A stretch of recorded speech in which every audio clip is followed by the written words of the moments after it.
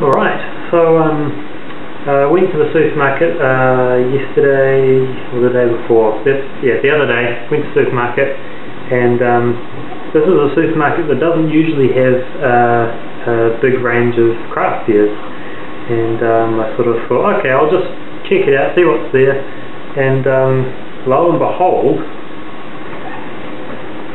Chimay Grande Reserve, or blue top. So I was pretty excited about that, and it's 750 as well, which is going to be pretty intense. But I've never tried this sort of beer before. I don't know a lot about Belgian beers, so naturally I'm pretty keen to check it out. So it's Chimay Grande Reserve, the Trappist beer. What does it say on the back? The registered trademark Trappist certifies that this ale was brewed within the walls of an existing Trappist monastery under the control of the Trappist community. A major part of the sales revenue is used by the monks to support charitable works. The exceptional yeast isolation by Father Theodore, combined with the purity of the highly protected water of the abbey's wells, gives Chimay its unique richness. Interesting. Since 1862, Chimay's secondary fermented ales have neither been pasteurized nor filtered, and only natural ingredients are used. To fully appreciate the strong character of the Chimay Grande Reserve, see even to John Cork, served slightly chilled in a wide-mouthed glass. That should do the trick. Approximately 5.3 standard drink, 9% ABV, product of Belgium. That's pretty cool. 750ml, there you go. Really interesting vintage. Okay, so it does say it's on the cork, but I can't quite pick it, so I might have to pop this bad boy to check that out. We've got to pop it to drink it anyway, so what the hell. But yeah, there it is, you know, done with a cork. Pretty sweet gig.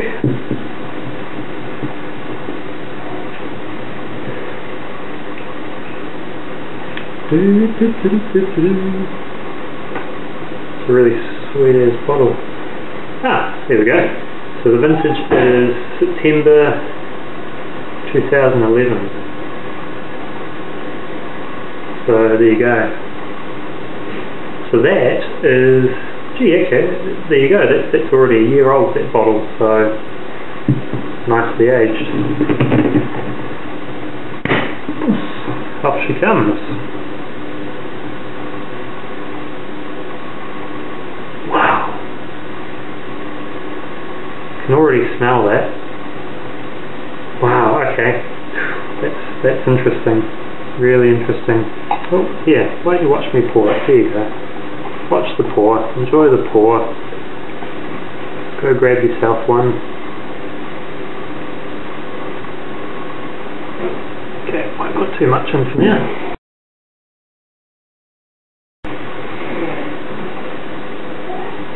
So, appearance. Wow. Let's take a step back, hold it up to the light.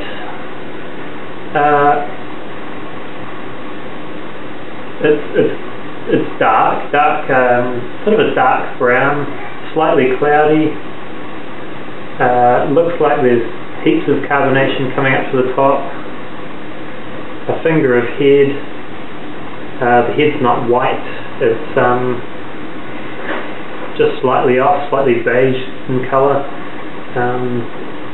But yeah, it's quite a nice darker sort of brown ale, I guess. Looks good. Kind of an upside down blizzard happening in there.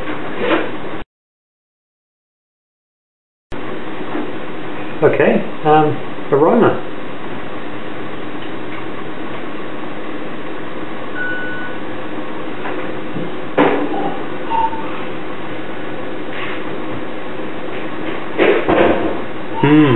Getting a really intense yeasty sort of character coming through. sort of bready.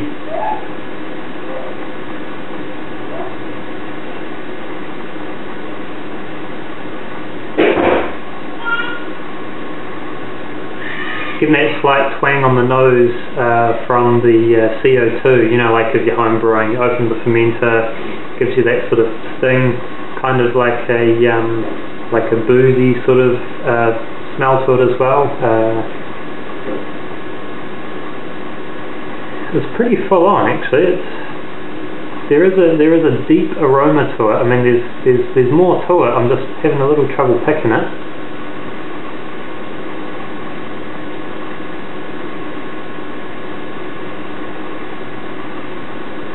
Might just give the bottle a whiff, because I mean, I'm just having trouble getting through the head on that one. Well, there's no head in the bottle. So.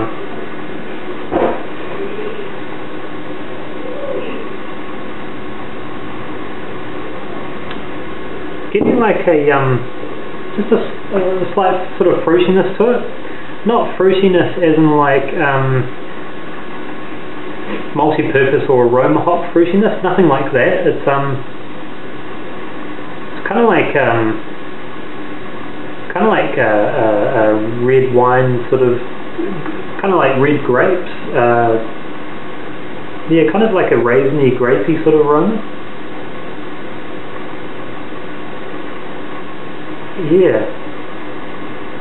interesting. Yeah, I mean it smells like it's a strong beer. I'll tell you that. That sort of, I'll confirm that. But yeah, no, it's interesting. I don't know, we'll see how it goes. I mean, as I get through it, I might be able to pick out some more. But yeah, that's the aroma. Cheers. Give it a taste test.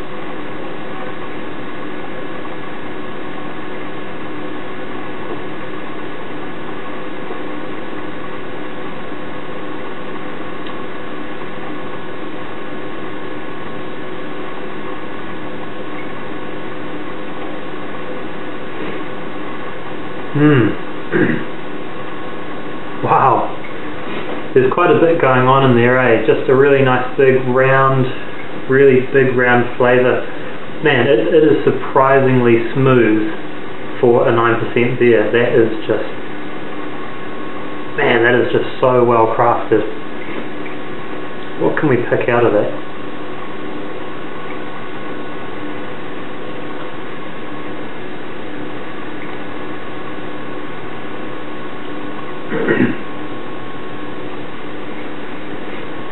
I'm picking up maltiness, but it's not a grainy sort of, it's not grainy, it's closing in on a slight caramel flavour. There's definitely that sort of raisiny, sort of red grapey flavour coming through. Pardon me. Good carbonation.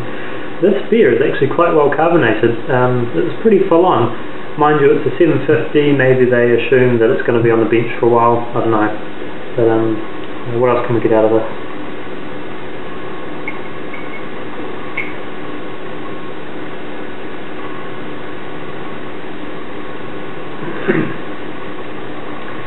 Yes, it is definitely pretty malty. Man, my palate's a bit funny today. I mean, it's just taken a while for it to come through, you know. Definitely a lot of malt in that. There's this just the slight tickle of bitterness at the end, and a little bit during, about halfway to the end, just slight. This beer is more sweet than it is bitter. I guess that's from the intense maltiness, I suppose.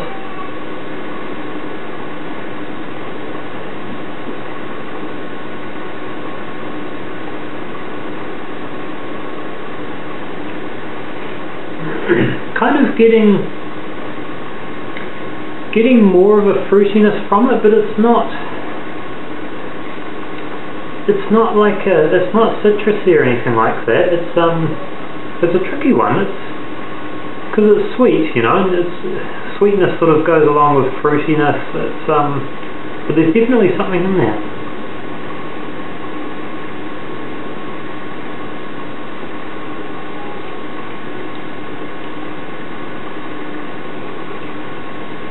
Yeah, that's it.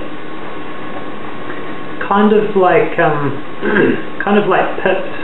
fruit, like maybe plum or something like that.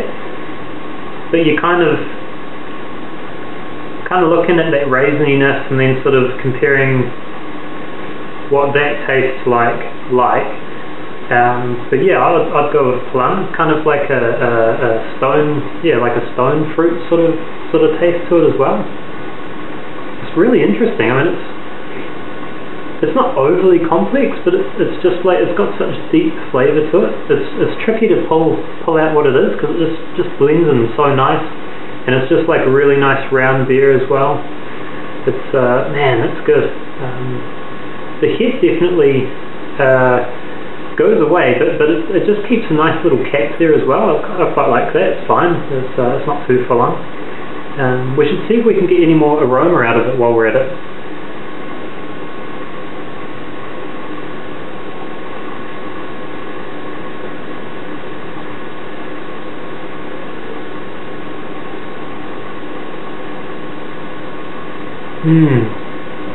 No, still getting that bready character. Not a lot else actually after tasting it.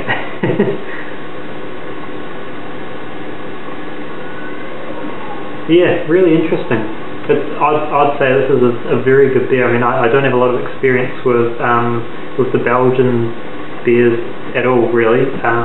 This is probably the first proper one I've had. I did try one which was a homebrew once, and man, I really enjoyed that. That thing was really fruity, huge aroma, huge sort of light fruity hit to it, not much malt. But yeah, this is so much different. You know, this is like full-on assault with malts, just a tickle of bitterness. It's really good. It's a really good beer. Because I have to rate it accordingly to kind of the style that it is, which I'm assuming is kind of like a quad or something like that, or maybe, what do they call it, like a Belgian strong dark ale or what have you. I mean, I've got to rate it according to that, and that's kind of tricky, seeing as I haven't really had many in the past. So I'll try, but yeah, I'll just give it one last taste, and then we'll give it a rating out of 10.